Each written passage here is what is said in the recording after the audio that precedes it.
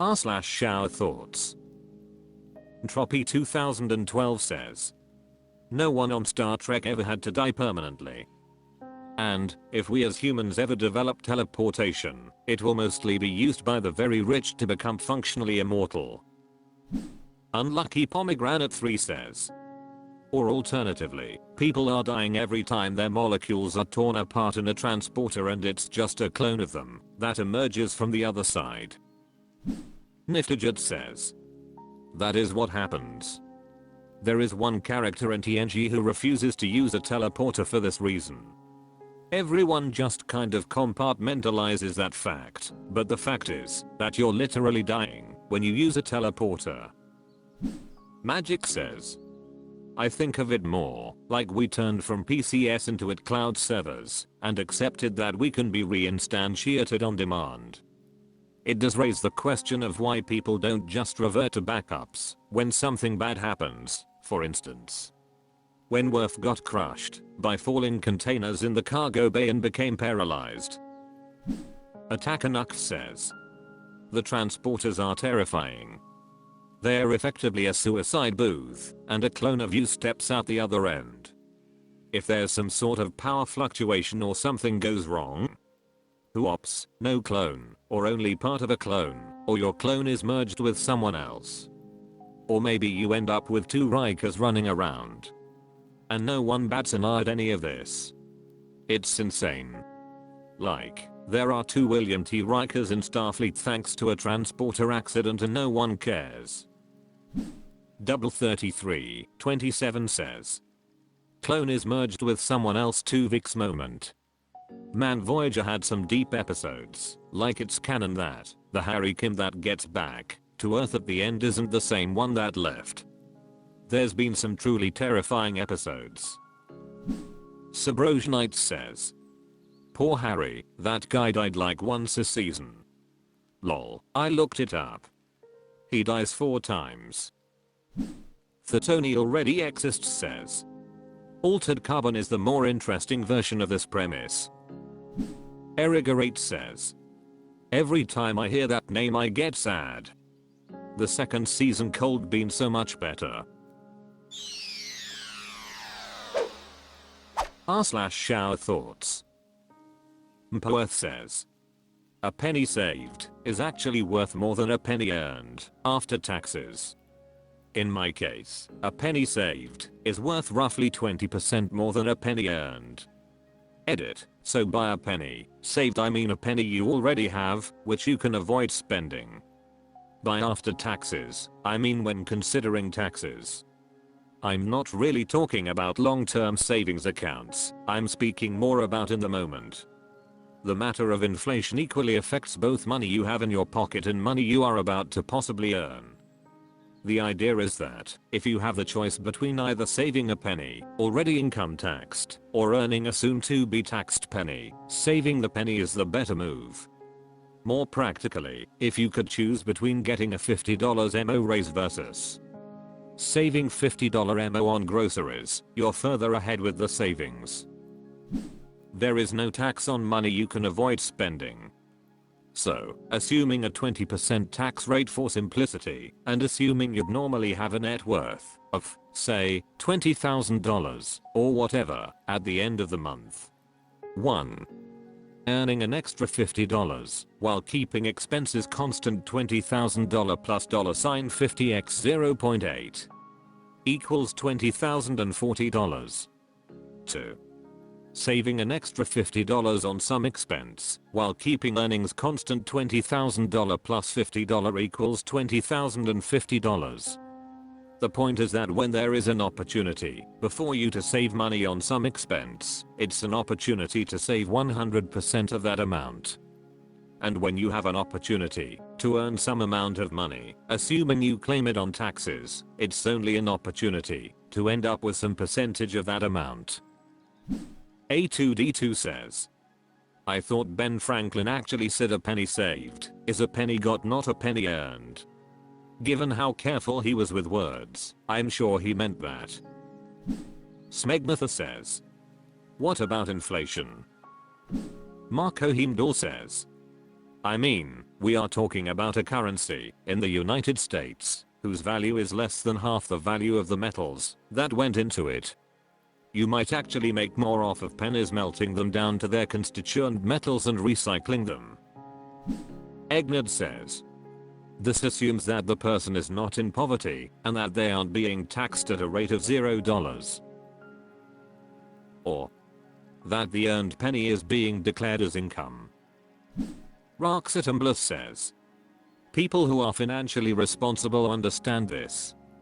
The reverse is also true. Spending $2 after tax dollars on a coffee is a double whammy of not only is one spending after tax dollars, but not using it to pay down any debt in life.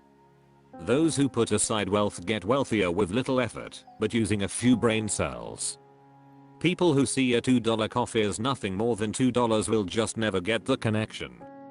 That $2 made G3 costing $3 of your labor and another $sign by not applying it to debt.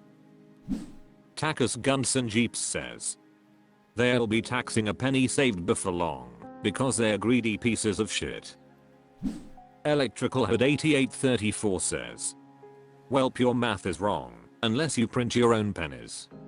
You can't save something you haven't earned unless you make it, buy it or steal it. Arvanda says, don't forget to account for inflation. Most saved money will be worth less over time, even though you'll have a higher amount of it. Most savings accounts, even the high yield ones, are a few percent below average inflation rates. Gotta invest that penny. Rainbow Sparkler Spoof says, this is not a shower thought. This is a shower thesis. r/shower thoughts. Tentmancer says, people ride on rolling metal mounts everywhere, and it's one of the most unastonishing things ever. John Schmcmillion says, this here is a magic rock. It's made of melted sand, metals, and some other magic dusts. You can use it to communicate with just about anyone anywhere. It can capture the likeness of anything or anyone in the blink of an eye, even in the dark. It can tell you exactly where on the earth you are and how to get to anywhere else on the earth. It makes music, lights up the dark, and can basically let you know anything at any time, any place. Everyone's got one. Can it make fire? Jan Balmelon says, some older Samsung magic rocks could make fire. Calgary 1955 says, wait until you hear about aircraft, Mr. Caveman. Your school Jolly says, isn't it wild how we casually navigate the world on our rolling metal mounts, turning everyday commutes into mundane adventures? Ben Thar says, I'm a cowboy, on a steel horse I ride. Glitix says, it's pretty astonishing how many people these mounts kill on any given day, and we don't even think twice about it. Vasquez 021187 says, to be fair, if your metal mount rolls, it means something catastrophically failed, likely you're driving. The least astonishing thing is when the wheels turn as normal. Artsy World says, and yet we are all impressed when a dog rides a skateboard. Perspective is a funny thing. Stfoisen says, I'm very proud to be one of the people who have not gotten used to cars. I honestly don't expect to either. I absolutely love piloting my super badass mech suit that protects me from the element and lets me traverse distances in a short time. The more impossible the trip is, the more I like it. Traversing 60 kilometers in the dead of winter over the span of a few hours feels like spitting in the face of God. Didlestrude says, not to sound like a dick, but you could really make the same point about any piece of modern tech. After a while, it all becomes commonplace and banal. And then the next breakthrough rolls around, and we are all astonished. Until some time passes and we are not. Play4 says, it's because they're everywhere. Imagine if there was just, like, 8 of them in the world. r/shower thoughts. Eloquent in Terrorbank says, When you're drinking out of a straw, what you're actually doing is allowing the entirety of Earth's atmosphere to push the drink into your mouth. Intrepid Medium 8470 says, nothing sucks, nothing blows, everything that is moved is through a product of energy transfer or vacuums. Fryingpan 679 says, nothing sucks, nothing blows. Current Professor 33 says, I wholeheartedly disagree, many things suck and many things blow. Some things are so bad they suck and blow at the same time. Less Party says, sometimes you swallow wrong and you're basically giving Earth that bork walk. Hungry Renegade says, not an expert, but I don't think suction works like that. Hard to Handle 69 says, Op is technically correct. The suction we put on the straw is not actually enough to overgravity. We remove enough atmospheric pressure in the straw that pressure outside the straw pushes the beverage up the straw. Eloquent Interrobang says, the best kind of correct. Leading Study 876 says, and also, even if you just drink from the glass, the drink is pulled into your mouth by the gravitational force generated by all the matter in planet Earth.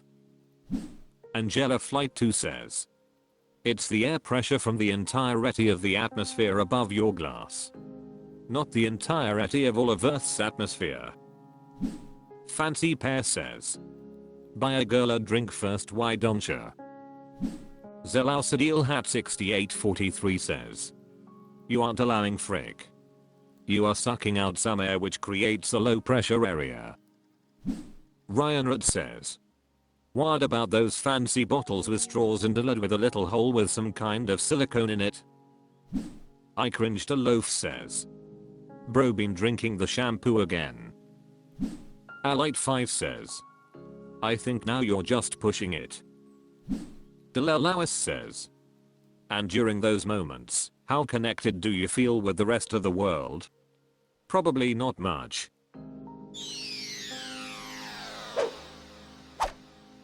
That's all for this video. Thank you for watching. Please subscribe.